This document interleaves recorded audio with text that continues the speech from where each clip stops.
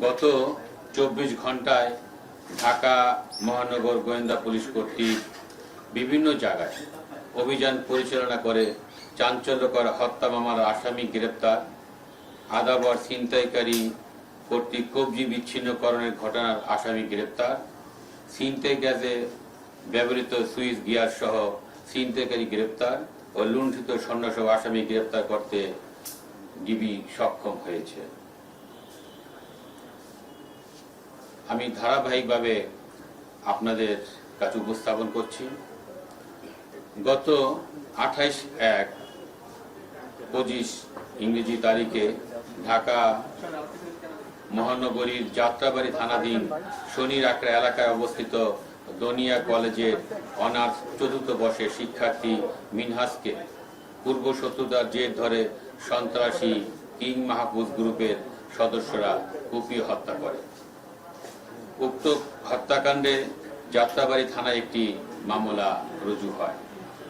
হত্যাকাণ্ডে জড়িত আসামিদের গ্রেপ্তারের দাবিতে দনিয়া কলেজের শিক্ষার্থীবৃন্দ ঢাকা চট্টগ্রাম মহাসড়ক অবরোধ করে এবং হত্যাকাণ্ডে জড়িত ব্যক্তিদের গ্রেপ্তারের দাবি জানায়। ঢাকা মহানগর গোয়েন্দা পুলিশের বিভাগ হতে হত্যাকারীদের গ্রেপ্তারের লক্ষ্যে বিশেষ অভিযান পরিচালনা শুরু করে। গত 31/1/2025 খ্রিস্টাব্দে গোয়েন্দা ওয়ারি বিভাগ পটুয়াখালী সদর থানা এলাকা হতে হত্যাকাণ্ডে জড়িত কিং মাহফুজ গ্রুপের প্রধান কিং মাহফুজ এবং এজাহারভুক্ত 1 নম্বর আসামি কিং মাহফুজ ওরফে মাহফুজ সরকার, এজাহারভুক্ত 2 নম্বর আসামি মোহাম্মদ জাহিদুল ইসলাম ভুইয়া শাওন সহ মোট 5 জনকে গ্রেপ্তার করতে সক্ষম হয়। উল্লেখ্য, উক্ত ঘটনায় সংশ্লিষ্ট আরো 2 জন আসামিকে ইতিমধ্যে থানা পুলিশ গ্রেপ্তার করতে সক্ষম হয়েছে। ধারাবাহিকতার ভিত্তিতে আমাদের দ্বিতীয় ঘটনা, আজ রাত আনুমানিক 1:30 ঘটিকার সময় গোয়েন্দা মতিঝিল ডিভিশনের একটি আভিযানিক দল কুমিল্লা জেলা কোতোয়ালী থানাধীন কাটাবিল চক বাজার এলাকা থেকে গত 21/1/2025 তারিখ পল্টন থানাধীন বিজয়নগরের বটতলা এলাকায় কতিপয় ছিনতাইকারীর ছুরিকাঘাতে জনৈক প্রাইভেট কার চালক মোহাম্মদ সাজু মিয়ার হত্যা হয়। সাজু মিয়া হত্যার মূল হোতা রকুন মিয়াকে আমরা গতকাল গ্রেপ্তার করতে সক্ষম হই। প্রাথমিক জিজ্ঞাসাবাদে সে হত্যাকাণ্ডের সাথে সম্পূর্ণভাবে জড়িত এবং তার যে সম্পৃক্ততা তা সে স্বীকার করেছে। জিজ্ঞাসাবাদে আরও জানা যায় সে সঙ্গীয় আসিফুজ্জামান লিসান, মোহাম্মদ মিজান এবং মোহাম্মদ সজীব ছিনতাইয়ের উদ্দেশ্যে সুইচ গিয়ার দিয়ে উপর্যুপরি আঘাত করে মোহাম্মদ সাজু মিয়াকে হত্যা করে। তার কাছে থাকা মোবাইলটি তারা ছিনিয়ে নেয় এবং মোবাইল ফোনটি মতিঝিল এলাকার ফুটপাতের এক অজ্ঞাত ব্যবসায়ীর কাছে বিক্রি করে। পরবর্তীতে রুকন মিয়াকে সাথে নিয়ে বিজয়নগরের পানির ট্যাঙ্ক এলাকায় অভিযান পরিচালনা করা হয়। অভিযান পরিচালনা করে হত্যাকাণ্ডে ব্যবহৃত সুইচ গিয়ার উদ্ধার করা হয়। উল্লেখ্য যে উক্ত হত্যাকাণ্ডে জড়িত আসামি শেখ মোহাম্মদ আসিফুজ্জামান লিসান এবং মোহাম্মদ সজীব মিয়াকেও মতিঝিল এলাকা থেকে ইতিমধ্যে গ্রেপ্তার করে লুণ্ঠিত মোবাইল উদ্ধারে অভিযান অব্যাহত আছে এবং আমাদের বিরুদ্ধে এবং আসামিদের বিরুদ্ধে আইনগত ব্যবস্থা প্রক্রিয়াধীন।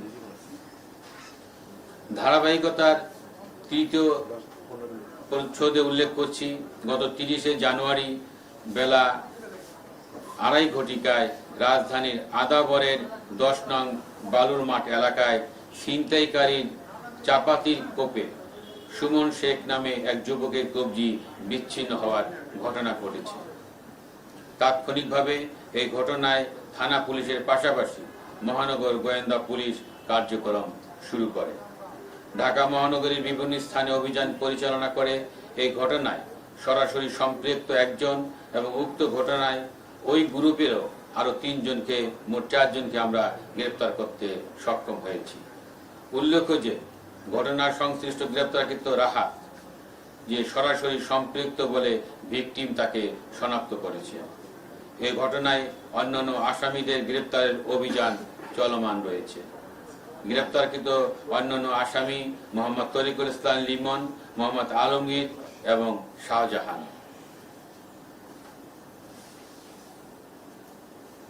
ঘটনার আমাদের 4 নম্বর ঘটনা, গোয়েন্দা মতিঝিল বিভাগের একটি আভিযানিক দল অদ্য রাত 1:30 ঘটিকার সময় রামপুরা রেল ক্রসিং এলাকায় অভিযান পরিচালনা করে একটি সুইচ গিয়ার সহ হত্যাকাণ্ডে হাতে নাতে একজন ছিনতাইকারীকে গ্রেপ্তার করে।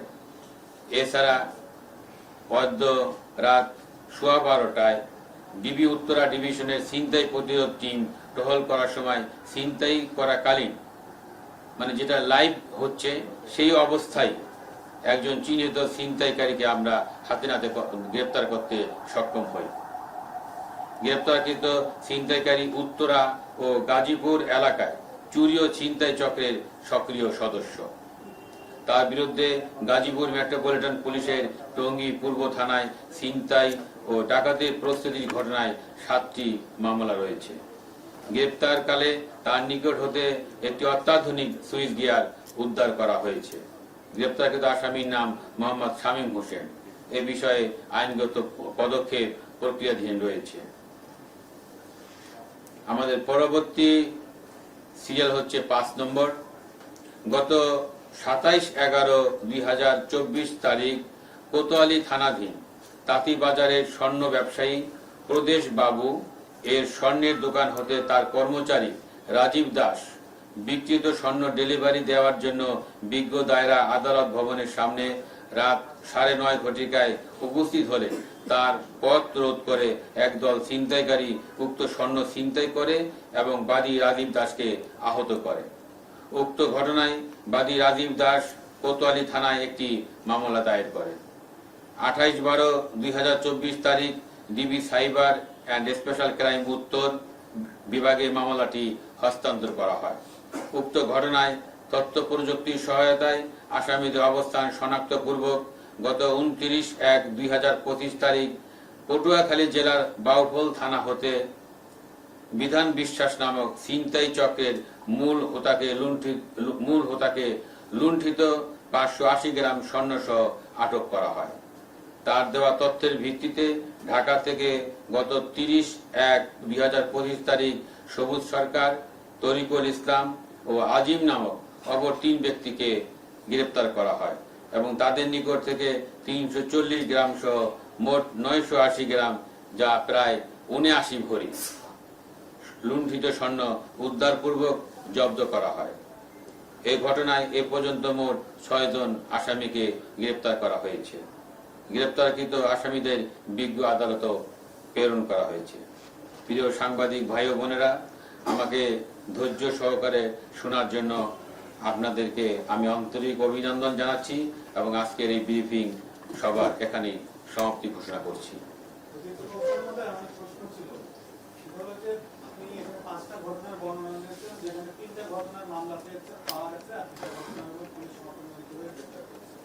ঘটনার বর্ণনাগুলো দিবেন আর যাদেরকে গ্রেফতার করা হচ্ছে 3টা ঘটনার কথা, 5টা ঘটনার মধ্যে 3টা বনিয়া কলেজ সবচেয়ে পার্কল থেকে আর একটা এখানে কি পূর্ব পরিচিত কিনা ঘটনার ব্যাখ্যা জানা যায়। আর আরেকটা বিষয়, আপনি 5টা ঘটনার মধ্যে 4টা ঘটনায় ছিনতাইকারী ঘটনা, এটা কি আমাদের মানে সামাজিক যে নিরাপত্তা বলয়, এই নিরাপত্তা বলয়কে বিঘ্নিত করছে কিনা এবং এটা দিতে কি পুলিশ ব্যর্থ হচ্ছে? আপনার প্রশ্নের জন্য আপনাকে আন্তরিক ধন্যবাদ জানাচ্ছি। আপনি যে প্রশ্নগুলো করেছেন তার একটি সারমর্ম হচ্ছে যে আমরা আন্তরিকভাবে চেষ্টা করছি ঢাকা মহানগরী সহ সারা বাংলাদেশে শান্তি শৃঙ্খলা বজায় রাখার জন্য যা যা করণীয় দরকার পুলিশ তা করছে এবং ছিনতাইকারী যারা বিঘ্ন সৃষ্টি করছে তাদেরকে ধরার প্রচেষ্টা, তাদেরকে ধরার জন্য আমাদের ডিবির স্পেশাল টিমগুলো দিন রাত 24 ঘন্টা কাজ করে যাচ্ছে। তো আমার মনে হয় যে আমরা অচিরেই সুফল পাব। আমাদের যে আইনগত ব্যবস্থা রয়েছে, আমরা যে প্রচেষ্টা চালিয়ে যাচ্ছি, যে আমাদের প্রচেষ্টা যে অব্যাহত রয়েছে, ইনশাল্লাহ আমরা ছিনতাইকারী, যারা অন্যায়কারী সবাইকে আমরা আইনের আওতায় আনতে সক্ষম হব। প্রথম প্রশ্নটা ছিল এই তিনটা ঘটনার যে বর্ণনা করেছেন, ছাত্র হত্যা, স্বর্ণলুট এবং সবজি কাটা, তিনটার ঘটনার যারা যার নামে আসামি আছে তারা কি ঘটনার সাথে পূর্ব আগে থেকে এটা আমরা পর্যবেক্ষণ করে জানবো। এবং দনিয়ার যে মাহফুজ হত্যা হলো, মিনহাজ যে হত্যা হয়েছে, সেটা তাদের সাথে আমরা যতটুকু জানতে পেরেছি তাদের পূর্ব শত্রুতার জেদ ছিল। একজন ছাত্র, মানে যে জি, আমরা এখন পর্যন্ত পরিচয়টা উদ্ধার করতে জানতে পারিনি। আমরা চেষ্টা করছি, তার যদি কোনো পলিটিক্যাল পরিচয় থাকে আপনাদেরকে জানিয়ে দেব। মাননীয় ভাই, মলিক ভাই, একটা বিষয় বলেন যে মিনহাজ হত্যা মামলা যেটা, সেটা যারা মারা গেছে এবং যারা মেরেছে, যাদের গ্রেপ্তার করেছে, তারা কি কিশোর গ্যাংয়ের সদস্য কিনা, অথবা তারা কি ওই এলাকার দখলের কারণে এই মারামারিতে জড়িয়েছে কিনা? আমরা এটা তাকে ভোররাত্রে নিয়ে এসেছি এবং তার জিজ্ঞাসাবাদ চলছে, এবং জিজ্ঞাসাবাদের পরেই জানাতে পারবো যে মূল রহস্যটা কোথায়, মূল ঘটনাটা কোথায়। আপনি তো বলেছেন যে আপনার বক্তব্য বলছিলেন আসামি গ্রেফতার হওয়ার পরে কিং মাহফুজ স্বীকারোক্তিমূলক জবানবন্দি দিয়েছে আপনাদের কাছে, কিন্তু ঘটনার বর্ণনা এখন জানতে পারবেন না। ঘটনার বর্ণনা তো ওই আপনার যে ছাত্র হত্যাকে, মিনহাজকে এটা তো ইতিমধ্যে এজাহারে বর্ণিত হচ্ছে। ধন্যবাদ। এটা মূলত এজাহারে আসামি এবং বাদী এজাহারে কিং মাহফুজকে 1 নম্বর আসামি করে এবং সাথে আরো কিছু আসামি করে এটা একটা ঘটনার মামলা রুজু করে। মামলা রুজুর এই থেকে জানা যায় যে প্রত্যক্ষভাবে সেই ঘটনার সাথে সংশ্লিষ্ট এবং প্রাথমিকভাবে সাক্ষ্য প্রমাণে তার সংশ্লিষ্টতা পাওয়া গিয়েছে। এবং এটার ভিত্তিতে আমরা যে গোয়েন্দা তথ্য সংগ্রহ করি, গোয়েন্দা তথ্য সংগ্রহের এক পর্যায়ে আমরা এখানে মূলত তথ্য প্রযুক্তির উপরে আমরা মূলত মূল জোরটা দিয়ে তার সিরিয়াল অ্যানালাইসিস করে তাকে আমরা গ্রেফতার করতে সক্ষম হই। এবং এই গ্রেফতার পরবর্তী তার নিকটে তার জিজ্ঞাসাবাদ আমাদের অব্যাহত আছে। এই ঘটনার সাথে তার সঙ্গী অন্যান্য যে জাহান্নামী আসামি আছে তাদের সংশ্লিষ্টতা আছে কিনা, এর বাইরে আর কোনো কারো সম্পৃক্ততা আছে কিনা, সেটা আমরা তদন্ত করে এবং তাকে জিজ্ঞাসাবাদের মাধ্যমে আমরা বের করে নিয়ে আসবো এবং এর সাথে সংশ্লিষ্ট যেই থাকুক তাকে আমরা আইনের আওতায় আনবো। ধন্যবাদ।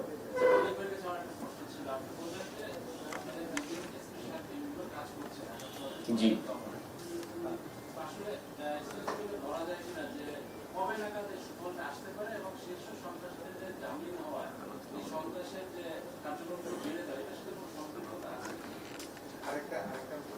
আপনি এর আগে বিভিন্ন মহোদয় বলেছেন যারা শিশু সন্ত্রাসী যারা বেরিয়েছে তাদেরকে আবার আইনের আওতায় আনার চেষ্টা চালানো হচ্ছে।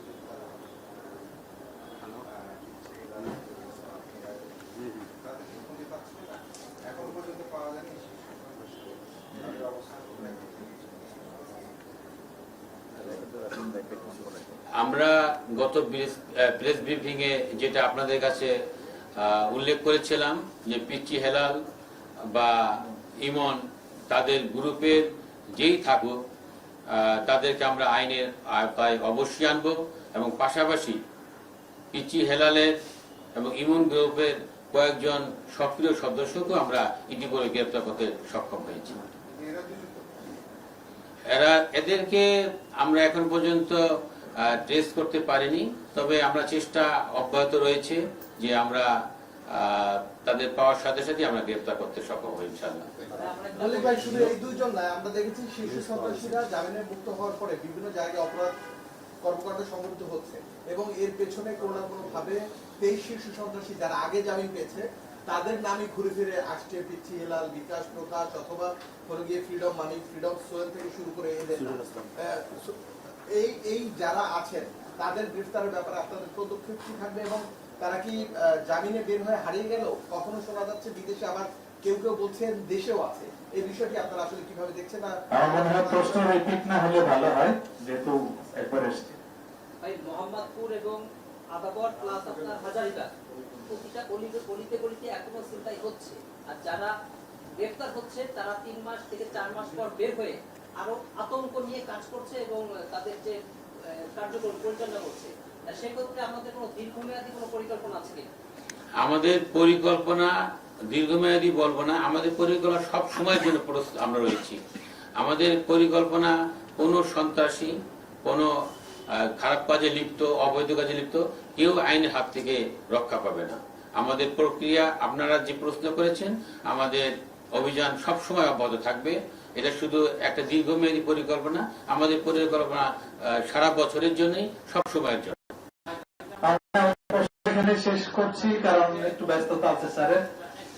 হ্যাঁ, আমরা বলতে পারি যে যাদের নাম আসছে বর্তমান সাম্প্রতিক সমাজে বড় বড় অপরাধ ঘটনা, এই শীর্ষ সন্ত্রাসীদের গ্রেফতারে আপনাদের অভিযান চলছে। হ্যাঁ, আমরা তো অভিযান আপনাদের সকলের সহযোগিতা, আপনাদের সহযোগিতা আমি কামনা করছি, এবং আমাদের যারা গোয়েন্দা রয়েছেন, আমাদের যারা থানা পুলিশ রয়েছেন, সকলের সহযোগিতায় আমরা শীর্ষ সন্ত্রাসী বলেন, যারা চাঁদাবাজ বলেন, ছিনতাইকারী বলেন, সবাইকে আমরা আইনের আওতায় আনার জন্য আমরা সক্রিয় রয়েছি। সকলকে ধন্যবাদ। ধন্যবাদ সবাইকে।